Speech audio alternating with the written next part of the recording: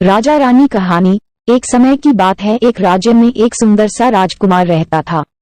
उनका विवाह बहुत ही जल्द एक सुंदर सी राजकुमारी के साथ होने वाली थी। इसी की तैयारी में पूरे राजमहल को अनेकों तरह के फूलों से सजाया गया था। राजकुमार अपने कक्ष में ही सोते सोते राजकुमारी के ख्वाब देख रहे थे। बाहर मौसम बहुत ही रंगीनमय था। राजकुमार जब खिड़की से बाहर की ओर झांका तो उसे इस सुहाने मौसम में राजकुमारी से मिलने की इच्छा जाहिर की।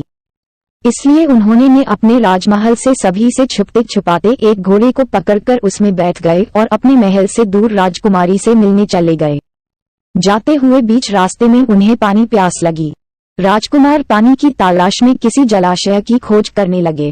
कुछ समय में उन्हें एक जलाशय दिखाई दी। वह जलाशय के पास पानी पीने के लिए गए, मगर जलाशय पूरा सूख चुका था। राजकुमार बहुत दुखी हुआ। बहुत मुश्किल से तो जलाशय मिला था, मगर उसमें एक बूंद भी पानी था नहीं। उसके बाद राजकुमार भटकते भटकते किसी झोपड़ी के पास पहुंच गया।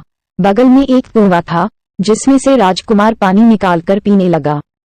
उसी समय एक बुढ़िया उस झोपड़ी से बाहर आई और कही, बेटा, ये तुमने क्या किया? ये कुआं एक श्रापित कुआं है, इसमें का कोई भी पानी पीता नहीं है।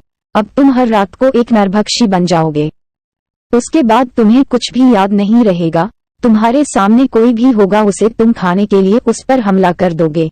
इस पर राजकुमार ने कहा, हे माता, इसका कोई उपाय है क्या? आप ही इसका कुछ तोड़ बता सकती हैं। बुढ़िया ने कहा, बेटा, इसका सिर्फ एक ही उपाय है।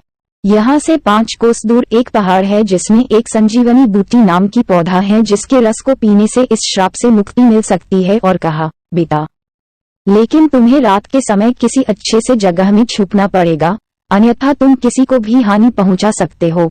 राजकुमार ने कहा, ठीक है माताजी। ये कहकर वहां से राजकुमार निकल गया। अब राजकुमार थोड़ा चिंतित हो गए कि पहले राजकुमारी से मिलने जाए कि पहले अपने श्राप से मुक्ति पाए। उसे कुछ समझ में आ नहीं रहा था। संजीवनी युक्त पौधों वाला पहाड़ भी बहुत दूर था।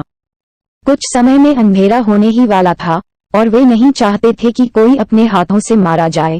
इसलिए राजकुमार अपने आप को छुपाने के लिए जंगल के किसी गुफा में चले गए, जहां एक खूंखार आदमखोर भेड़िया रहता था, जिसके आंतक से पूरा राज्य कांपता था। पहले से ही पांव जमाए बैठा हुआ था। राजकुमार को देखकर वह आदमखोर भेड़िया गुर्राने लगा और उसे खाने के लिए उसके ओर बढ़ने लगा। उसे अपने ओर आते देख राजकुमार डर गया कि कहीं यह आदमखोर भेड़िया मुझे खा न ले। तभी रात हो ही गई और राजकुमार देखते ही देखते मनुष्य से एक नरभक्षी में बदल गया। उसे नरभक्षी में बदलते देख भेड़िया घबरा गया और वहीं पर रुक गया। भेड़िए को देख नरभक्षी रूपी राजकुमार उसकी ओर बढ़ने लगा और जोर जोर से गुर्राने लगा। उसकी आवाज से भेड़िया डर के मारे वहीं बेहोश हो गया और उसे नरभक्षी रूपी राजकुमार खा गया। अगले सुबह राजकुमार पुनः अपने असली रूप में आ गया और वहां से उस पहाड़ की ओर निकल गया। गुफा से निकलते हुए गांव के कुछ लोग राजकुमार को देखे और उसके पास जाकर उसे पूछने लगे, हे वीर पुरुष, आप कौन हैं जो इस भयानक गुफा से आ रहे हैं? इस गुफा में तो एक खूंखार आदमखोर भेड़िया रहता है। तुम्हें कुछ नहीं किया क्या? राजकुमार बोले, नहीं, मुझे तो कुछ नहीं किया। वह वही गुफा में मरा पड़ा है।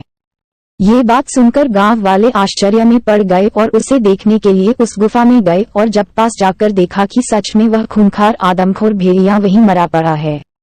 ये बात पूरे राज्य में फैल गई कि एक आदमखोर जानवर को एक मामूली से लड़के ने मार दिया है, जिसे आज तक किसी ने मार न सका था।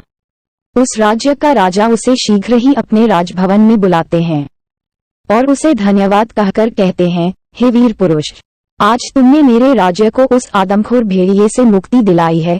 तुम्हारा पराक्रम सराहनीय है। अतः तुम जो मांगो वो मुझसे मांग सकते हो। राजकुमार ने कहा, हे राजन, ये तो मेरा कर्तव्य था, मुझे कुछ नहीं चाहिए। राजा फिर भी अपनी खुशी से राजकुमार को एक जादुई कालीन भेंट में देकर कहता है, हे वीर पुरुष, ये छोटा सा भेंट हमारी तरफ से। तुम जहां भी जाओगे इससे तुम्हें जाने में आसानी होगी। यह जादुई कालीन तुम्हें तुम्हारे मंजिल तक कुछ ही समय में पहुंचा देगी। भेंट स्वीकार कर राजकुमार उस कालीन पर बैठकर शीघ्र ही रात होने से पहले उस पहाड़ की ओर चला गया और कुछ ही समय में उस पहाड़ के पास पहुंच गया और उस संजीवनी पौधे को ढूंढने लगा। रात होने ही वाली थी। तभी एक चमकता हुआ पौधा दिखाई दिया। वह समझ गया कि यही संजीवनी पौधा होगा। वह शीघ्र ही उस पौधे से रस निकालकर पीने लगा। साथ ही साथ अंधेरा भी हो गया, पर वह राजकुमार बिल्कुल ठीक हो चुका था। और उसी समय कालीन पर बैठकर राजकुमार अपनी राजकुमारी से मिलने के लिए चला गया। उसे देखकर राजकुमारी बहुत खुश हो गई और अगले दिन ही उन दोनों का विवाह हो गया।